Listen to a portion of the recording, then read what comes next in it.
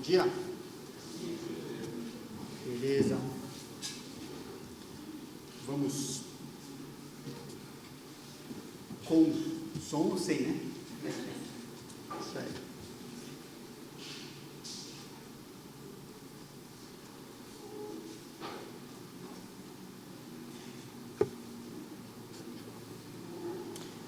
Continuando aqui na nossa série sobre a depressão, sendo um roteiro para ajudar a nós mesmos e outras pessoas também, baseado no Salmo 42, de 1 a 5, Salmo 42, de 1 a 5, o salmista Davi, Coré, né? Não é Davi, mas diz assim: como suspira a corça pela corrente das águas, assim por ti, ó Deus, suspira a minha alma. A minha alma tem sede de Deus. Tudo bem? Do Deus vivo. Quando irei e me verei perante a face de Deus?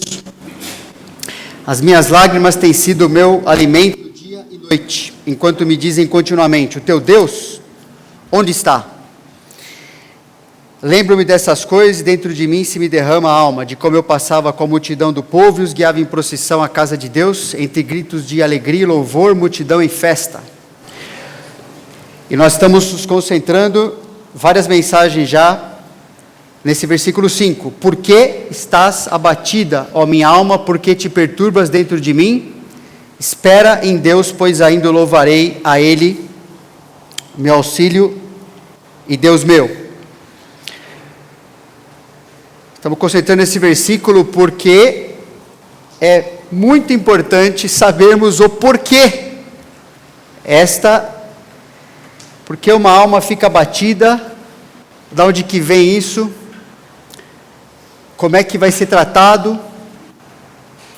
Como a gente já tem visto, é de interesse de Deus nos explicar e nos tratar, mas é uma área.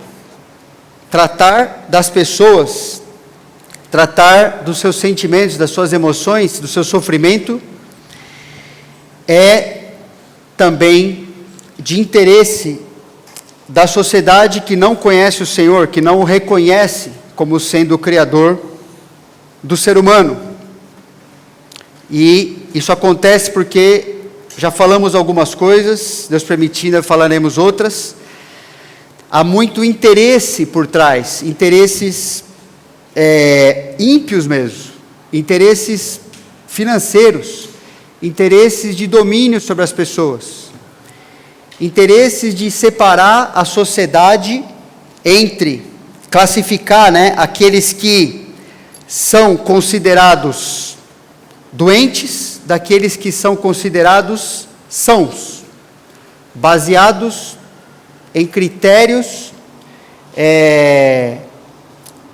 derivados da sabedoria humana, e não daquilo que Deus fala que o ser humano é perante Ele e sempre vai ser.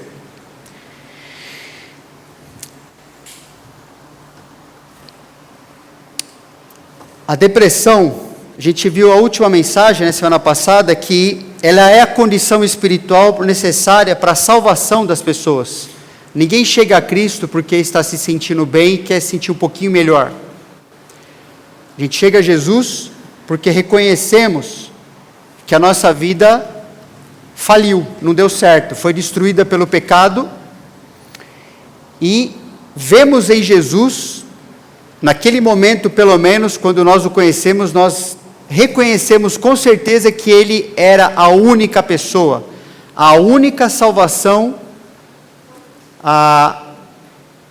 não só para nos livrar do inferno, da ira de Deus, mas nós enxergávamos a Jesus como sendo aquele que, como Ele mesmo prometeu, quem o seguisse ia ter sua vida ia sendo restaurada, curada do que o pecado destruiu.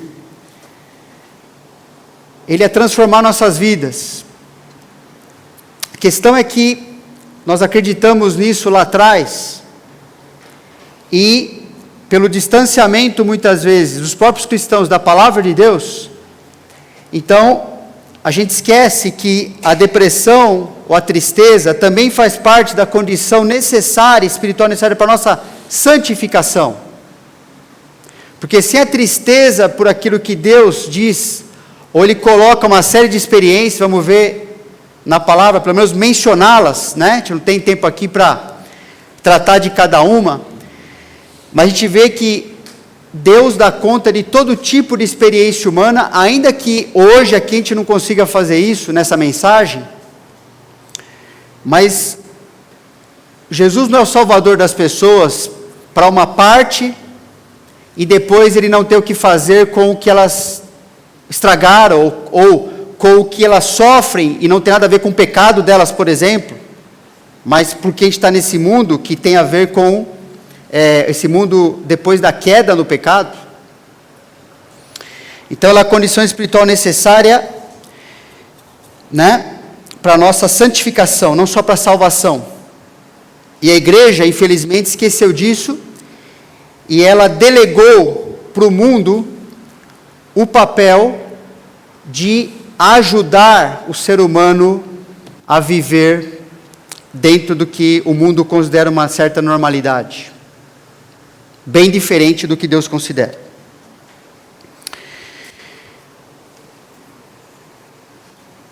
Essa depressão, a tristeza, por mais profunda que seja, é uma condição necessária, porque por meio da tristeza, irmãos, nós conseguimos identificar a qualidade da nossa vida interior.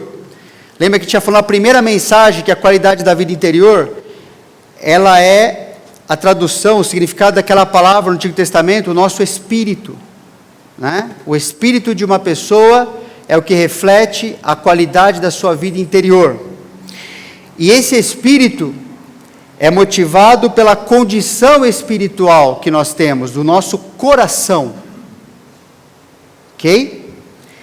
Coração que é o centro da nossa verdadeira adoração, o nosso ser, é dali que surgem todas as coisas. Esse versículo, Provérbios 4:23, que está aí, é do coração, não é? Sobre tudo que se deve guardar, guarda o coração. Guarda aquilo que é o centro do ser de uma pessoa. Porque dele procede as fontes de vida. O Senhor Jesus disse isso, lembra? Falou, não é das coisas externas, não é, né, do que acontece, não é simplesmente das nossas emoções, ou da parte física, mas é do coração que vão surgir todas as nossas reações, os nossos pensamentos, a motivação pela qual nós vamos para um lado na vida ou outro, é do coração. Enquanto o ser humano não é alcançado e transformado no nível do seu coração, do seu profundo do seu ser, ele vai continuar lidando com algo superficial. Okay? Que é o máximo onde a sabedoria humana conseguiu chegar. Que a gente vai ver daqui a pouco que ela nem considera como uma parte, um componente verdadeiro, essa parte central do ser humano, o seu coração. Isso é desconsiderado dentro da sabedoria secular ao tratar do sofrimento humano. O Senhor Jesus falou, o homem bom, ou seja, aquele que tem uma boa qualidade de vida interior, tem porque tem um bom tesouro do seu coração e dali ele tira o bem, tira essa qualidade. Ok? E o mal, do mau tesouro tira o mal, porque a boca fala do que está cheio o coração. Por que me chamais Senhor, Senhor, e não fazeis o que vos mando? Todo aquele que vem a mim e ouve as minhas palavras e as pratica, eu vos mostrarei a quem é semelhante. É semelhante a um homem que, edificando uma casa, cavou, abriu profunda vales, lançou alicerce sobre a rocha e, vindo a enchente, arrojou-se o rio contra aquela casa e não a pôde abalar, por ter sido bem construída. Mas o que ouve e não pratica é semelhante a um homem que edificou uma casa sobre a terra sem alicerce, e arrojando-se, percebe o rio contra ela, a mesma tempestade, a mesma enchente. Logo desabou, e aconteceu que foi grande a ruína daquela casa, simbolizando a vida da pessoa toda. Percebe que Jesus está falando que a solidez ou a ruína na vida de uma pessoa, na nossa vida, não é causada por circunstâncias externas. Porque a mesma tempestade vem para dois tipos de pessoa. O que está praticando o que Deus falou e o que não está. O cristão que está andando com Deus dentro da Bíblia e o que não está sofrerão as mesmas coisas na vida. Então, não é a parte externa, não é o que acontece em volta que vai determinar o que vai acontecer com a sua vida. Vai depender do que Jesus falou? Da confiança que a pessoa tem em Deus. Demonstrada por qual critério ele coloca aqui? Que na verdade é sempre esse critério. Obedecer ou não a palavra de Deus. Praticar aquilo, ainda que a gente não entenda todas as coisas que Deus manda muitas vezes. Se você for observar, a galeria dos heróis da fé, por exemplo, todas as pessoas ali obedeceram a Bíblia simplesmente porque Deus falou para fazer aquilo. E elas não tinham a próxima, nem tudo, ou quase nada na verdade, Deus explicou para elas o que seria a próxima curva do caminho, para cá ou para lá, falou assim, elas obedeceram aquilo que Deus mandou naquele momento. Elas praticaram algo que elas tinham capacidade de fazer. E Deus dá uma ordem muito simples, porque senão, até simples a gente desobedece. Imagina se for complicado. Mas elas se tornaram depois pessoas de grande fé, de grande confiança em Deus, justamente porque elas foram obedecendo. Como Jesus falou aqui, elas foram edificando a vida sobre o que Deus falava e não sobre o que elas entendiam, interpretavam, achavam, preferiam. Não era isso. Sabendo disso, por que será que a gente não obedece a palavra de Deus de maneira tão pronta? Porque a gente tem uma luta, né? Essas pessoas também tinham, a gente tem a nossa.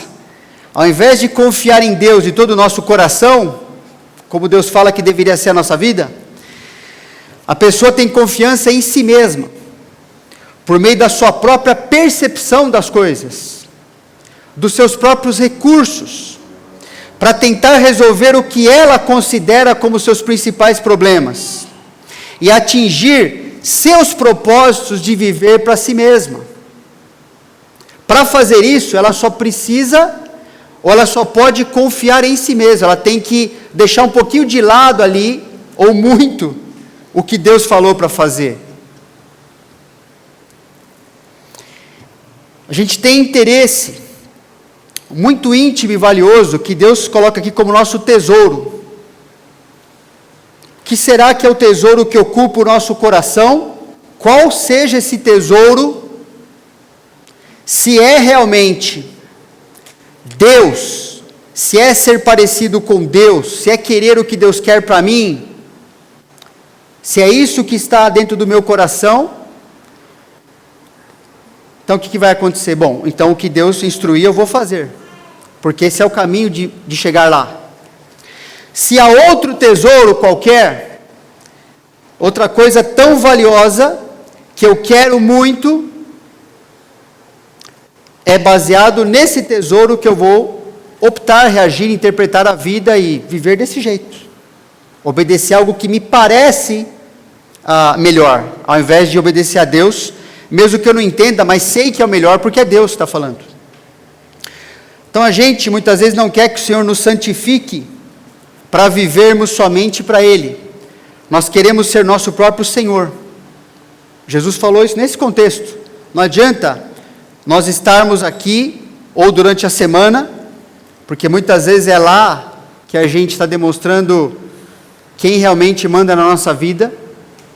Então não adianta, é enganoso, é construir uma casa na areia.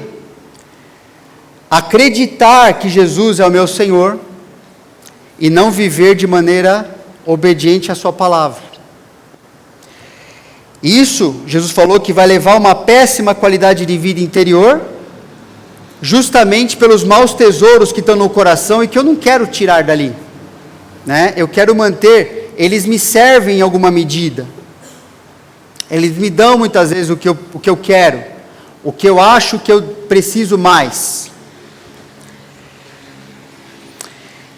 Então, de que forma a depressão nos serve como condição espiritual necessária para continuarmos crescendo em Cristo, ou seja, a nossa santificação?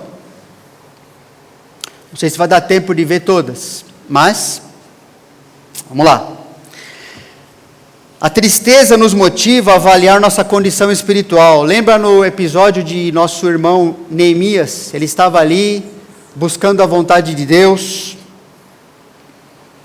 arrasado com o que estava acontecendo entre o seu povo ali, a cidade totalmente, seus muros derrubados, protegida, vulnerável, e eles têm todo um significado ali. Inclusive estamos vivendo esse momento da nossa história agora, porque o mundo inteiro não entende o significado bíblico, a vontade de Deus em relação àquela terra pertencer ao povo de Israel, ok? Nesse contexto, Neemias tinha orado a Deus, procurado a Deus para ser parte da sua vontade, da solução para o seu povo. Ele era um servo do rei ali, né? E o rei era um copeiro ali, um empregado alto nível ali do rei, necessário na corte. E o rei então falou para ele: por que está triste o teu rosto, se não estás doente? Tem de ser tristeza do coração. Então, Neemias ficou com medo. E agora, né? Porque não tinha muita conversa, apesar de ele ser alguém querido pelo rei, mas não tinha muito assim, rebotasse na cabeça que não gostava daquela atitude, daquele semblante. Teste. 1, 2, 3. Neemias podia morrer, inclusive. Mas percebe, a tristeza nos motiva a avaliar. Obrigado. Estamos gastando todos os equipamentos, isso aí. Obrigado, irmão.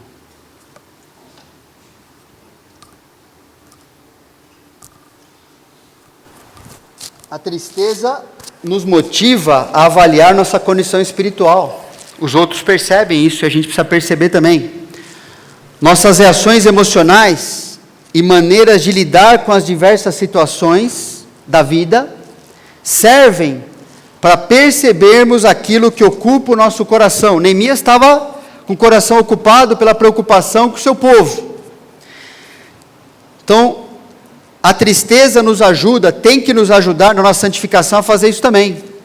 Não pode ser ignorada, anulada. Deixa para lá, eu vou fingir que está tudo bem. Não, ela precisa me ajudar a avaliar o que está lá dentro, porque vai me ajudar a perceber aquilo que eu dou mais importância.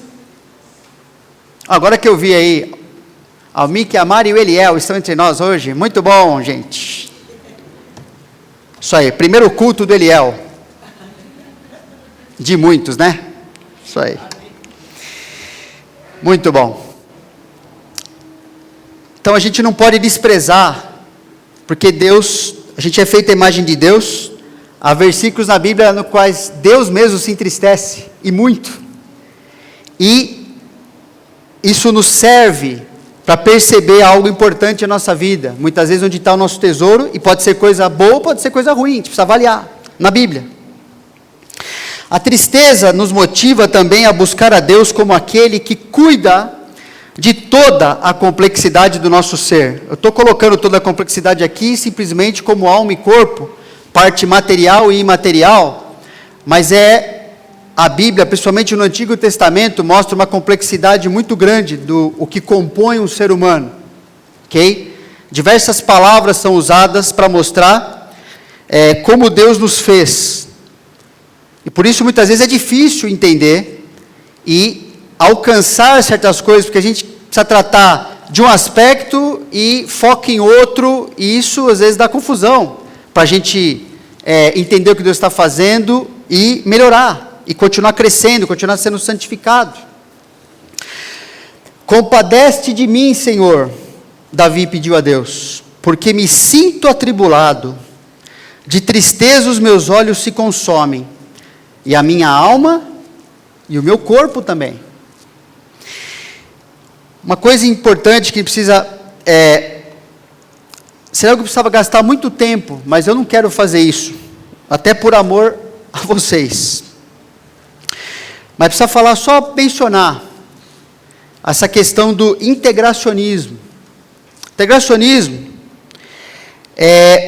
de maneira bem resumida, é tentar juntar a sabedoria de Deus na Bíblia com todas as teorias seculares, né? Botar no liquidificador aquilo, por isso integrar, né? Tentar ver o que encaixa para ver, tipo, fazer uma colcha de retalho aí, e tentar tratar as pessoas usando tudo isso.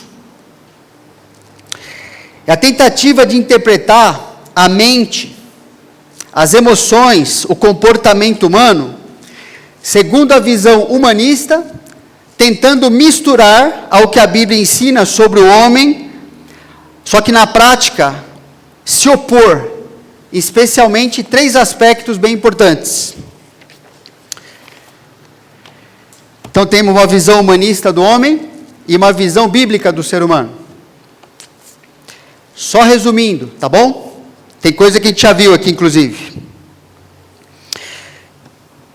Esse degeneracionismo individual versus o universal. A gente já viu alguma mensagem lá atrás, que essa visão humanista do homem considera anormal o ser humano sentir tristeza ou ter depressão. Então ele considera anormal, atribuindo a uma coisa que aconteceu, porque normalmente o ser humano é alguém feliz.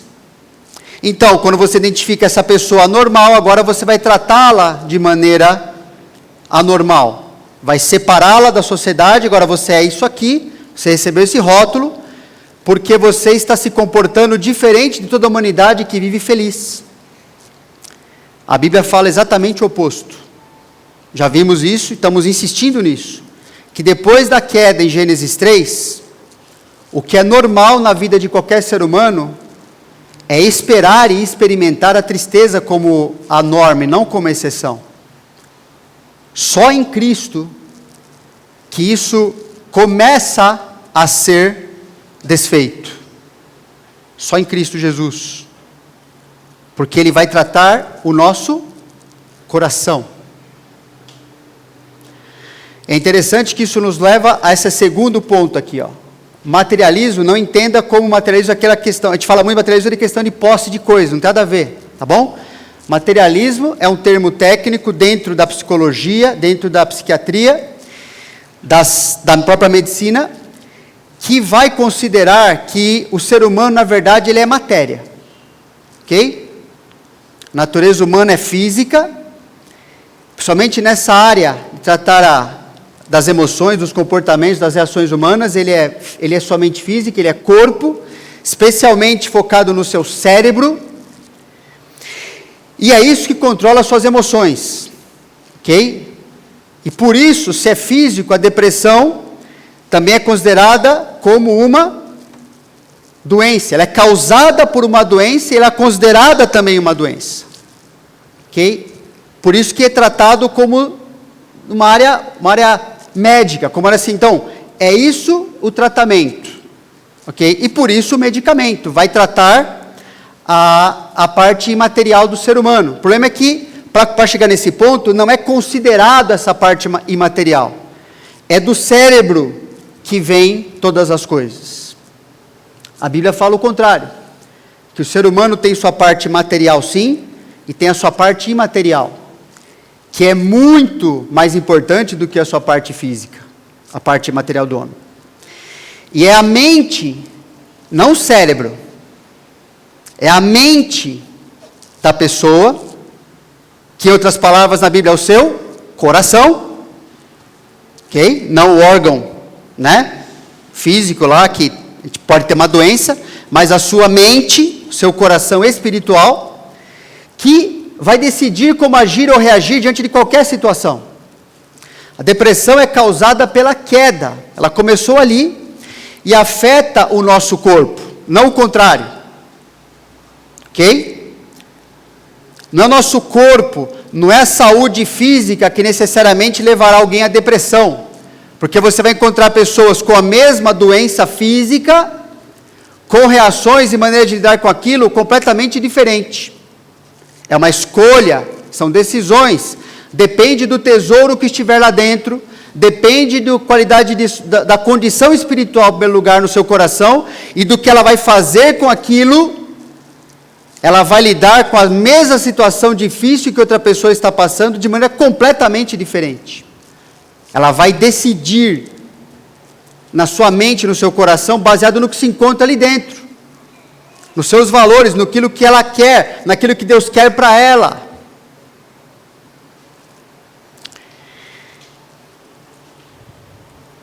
Em nossa mente, nós podemos aprender a lidar com as causas e com os efeitos no nosso corpo e na nossa alma. Ainda bem que é assim, porque senão qualquer coisa que acontece, das quais nós não temos nenhum controle, uma doença, por exemplo, necessariamente jogaria todo mundo no estado de depressão infinita. Mas não é isso que acontece, graças a Deus. Porque Deus alcança o ser humano e Ele começa a santificar o ser humano e ensiná-lo a viver. E também se baseia, essa visão humanista se baseia nesse biodeterminismo, que aí é onde está o foco atual. Predisposição genética, porque se você teve na família também tantas pessoas que tiveram depressão, necessariamente você vai ter isso também, porque tem lá uma coisa lá no seu cérebro que vai determinar, está faltando um componente químico, ele está desequilibrado, e já falamos um pouquinho sobre isso também, que não há nenhum tipo de comprovação para isso necessário, uma coisa não explica a outra, entre as pessoas que estão lutando para provar isso. O que Deus mostra para nós é que nós temos um determinismo moral, né? Que é justamente a queda no pecado. Então a depressão nem sempre é causada pelo pecado individual de alguém, né? Nem sempre a gente está triste, está para baixo, porque eu estou necessariamente cometendo um pecado específico. Mas eu estou sujeito a isso, porque eu sou um pecador vivendo no mundo de pecadores, cheio de pecado, e sempre vai ser assim, até o Senhor Jesus nos levar embora daqui, onde não haverá mais o quê? Pecado. Por que no céu não vai haver dor, choro, tristeza? Tem uma coisa que tem aqui que não vai ter mais lá: pecado. Não vai ter mais sombra de pecado. Ninguém vai fazer mais mal para o outro, percebe? A gente nunca vai mais pensar em mal, toda a nossa interpretação da vida será perfeita. Por quê? Porque vai estar de acordo com a palavra do Senhor Deus, nossas reações serão todas perfeitas,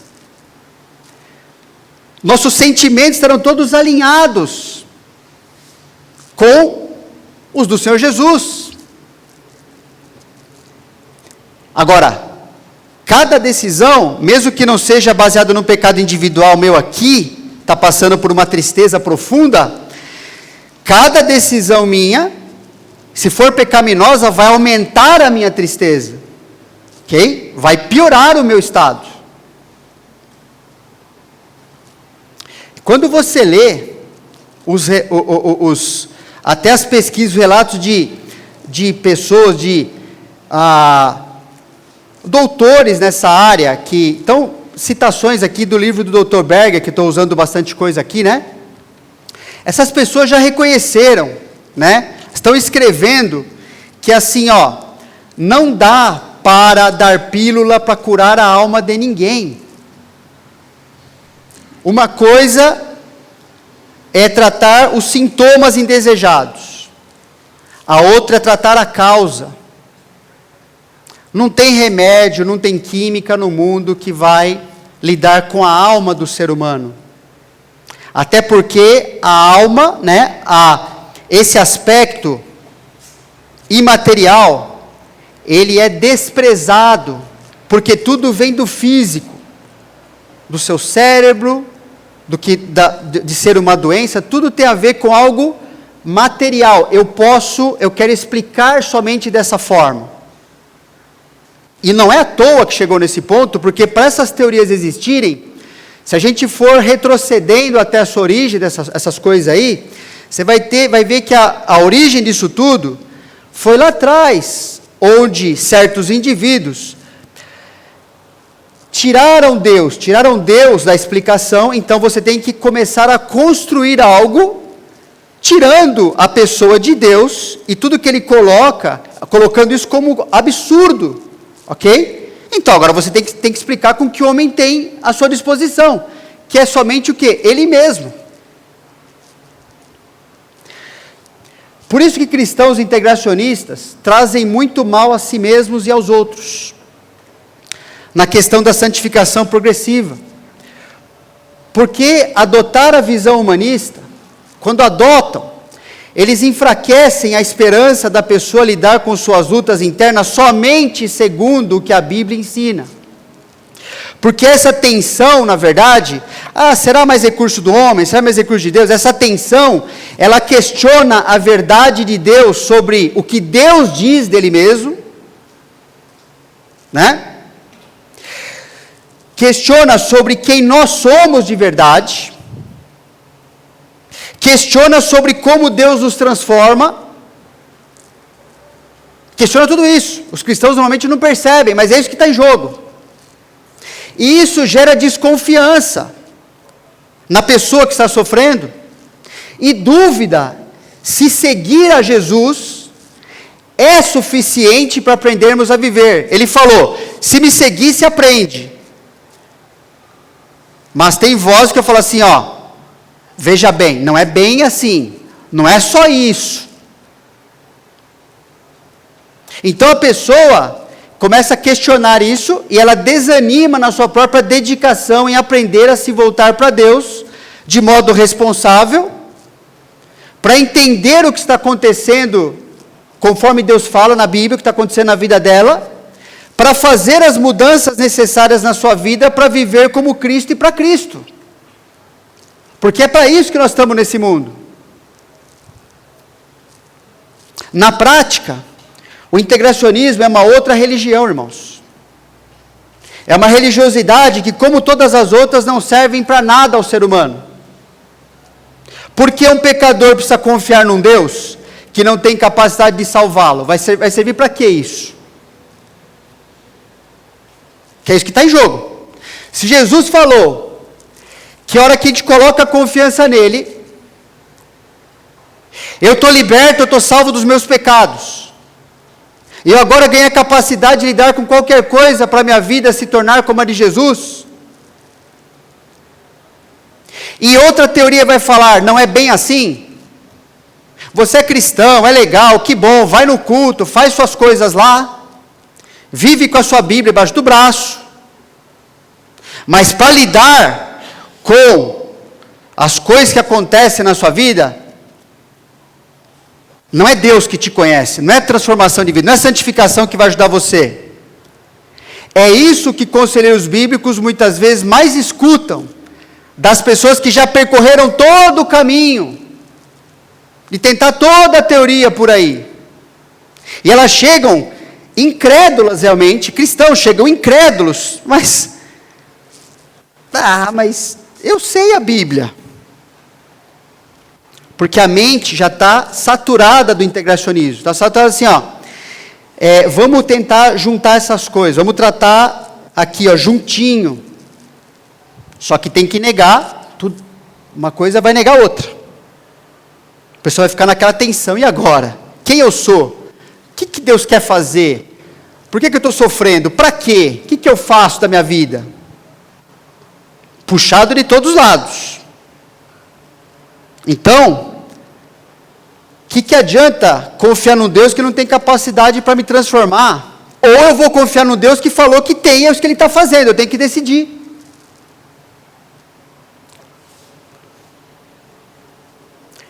Salvação é perdão e transformação de vida, é isso que é o Evangelho. Perdão dos pecados e livramento diário dos pecados, domínio desses pecados na nossa vida, e crescer e seguir em frente como Deus quer, e para Deus, para ser parecido com Ele. Somente pelos recursos que a Bíblia apresenta. Por quê? Porque a Bíblia apresenta os recursos para nos tornarmos o que Deus planejou.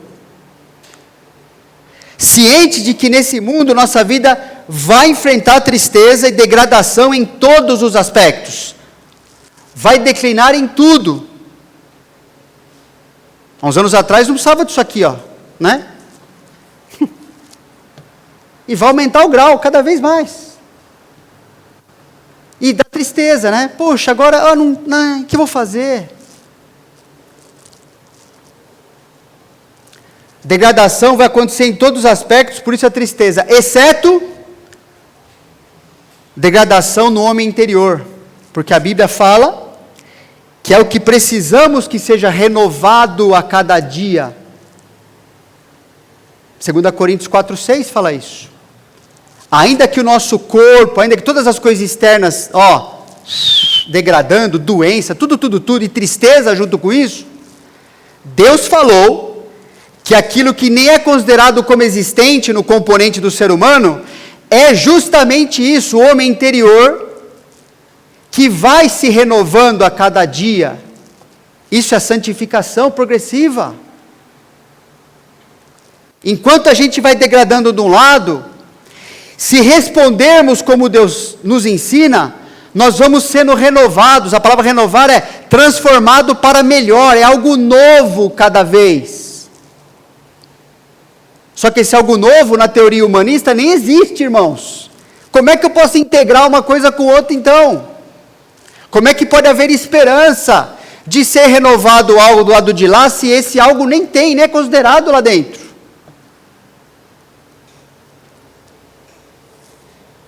Entende? Por isso que, no máximo, o tratamento é você se sentir bem. Só que isso não é sinônimo de renovar o seu interior. Porque muitas vezes, para renovar o interior, sabe como é que você vai se sentir? Mal! E por muito tempo você vai sentir mal. E é normal, quando Deus está trabalhando na vida de pecadores, acontecer isso. Não é estranho nem anormal. O anormal é um pecador não estar sendo transformado e se sentir bem. Como é que pode? Isso é o caminho oposto ao que Deus está fazendo. Acabou o tempo, né? Eu só tinha... só tinha 21 princípios aqui, da tristeza, e cheguei só no 2. Que tristeza, irmãos, está vendo? A falta de capacidade... Mas quando a gente estiver no céu, eu não vou pregar para ninguém, graças a Deus, é Jesus, né, pessoal? Pode ficar tranquilo. Que bom, né, que vai ser assim. Na verdade, eu não planejei gastar tanto tempo falando nessa questão de integracionismo, mas eu creio que Deus conduziu para isso também, mesmo na imperfeição minha aqui, porque eu acho importante a gente entender do que se trata essas coisas. Não são só termos, não são só conceitos inofensivos. Tem a ver com vida e morte das pessoas, tem a ver com crescimento ou frustração para toda a vida. Como o Pierre lembra muitas vezes naquela ilustração, né? Vai tomar um copo d'água só com uma gotinha de veneno, você vai fazer isso e achar que vai sentir, vai matar a tua sede?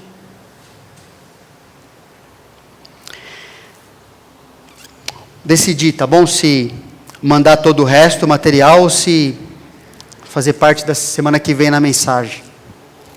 Mas vamos orar. Preciso sair agora também para ir lá no velório da mãe da Annelise. Senhor Deus, agradecemos, porque quando o Senhor nos salvou, na verdade, quando o Senhor planejou tudo isso, o Senhor já tinha determinado para nós que aqueles que seriam teus seriam um dia transformados em todas as suas lutas, todas as suas dúvidas. O Senhor cuidaria de nós, de coisas que às vezes nós nem entendemos, mas elas estão na tua palavra. Nós podemos entendê-las, muitas delas, se nós quisermos, se nós gastarmos tempo ali. Mas o Senhor prometeu que cuidaria da nossa vida, de tudo que é complexo dentro de nós, que ser humano nenhum vai conseguir explicar. O Senhor já sabe. Como diz na tua palavra, o Senhor nos fez e planejou cada dia, e o Senhor conhece não só a profundidade do nosso ser, mas quão profundo nós podemos nos colocar na nossa tristeza. Nós podemos experimentar uma tristeza que nem tem a ver com algo que a gente fez, mas nós podemos estar ali dentro. E se estivermos ali dentro, o Salmo 139 diz que o Senhor nos alcançará ali também. Tua mão nos buscará. Nós podemos aprender a viver. Quando o Senhor Jesus nos convidou, vinde a mim, Ele não estava brincando. Ele não era uma opção. Ele era o caminho. Ele era a nossa vida e a verdade. E o convite se estendeu a aprendei de mim e achareis descanso para a vossa alma. Aprenda de mim. E mesmo com sofrimento, mesmo com tristeza, a gente vai viver nesse mundo e sermos úteis nas tuas mãos. E essa esperança não existe do outro lado. Essa esperança não existe em ser humano algum, em teoria humana nenhuma, porque todo ser humano está aquém, é pecador e carece da glória do Senhor. Ele nem imagina quanto. E somente sendo restaurado a glória do Senhor, é que a nossa mente começa a entender, a gente começa a decidir, a gente compreende a Tua palavra, a gente começa a engatinhar na vida cristã, e um dia sermos pessoas maduras, de pé, quando estaremos diante da Tua face, porque é para isso que o Senhor nos salvou. Não deixa ninguém aqui, Pai, perder a esperança de buscar, de se voltar ao Senhor como o único tratamento para todo o nosso ser, material e imaterial, como nós lidamos com todas as coisas. Tudo está no Senhor Jesus. Quem tem o Filho tem a vida. Quem não tem, não tem a vida. Te agradecemos porque nós não somos merecedores e o Senhor decidiu cuidar e vai cuidar de nós para sempre. Agradecemos em nome de Jesus. Amém. Intervalo.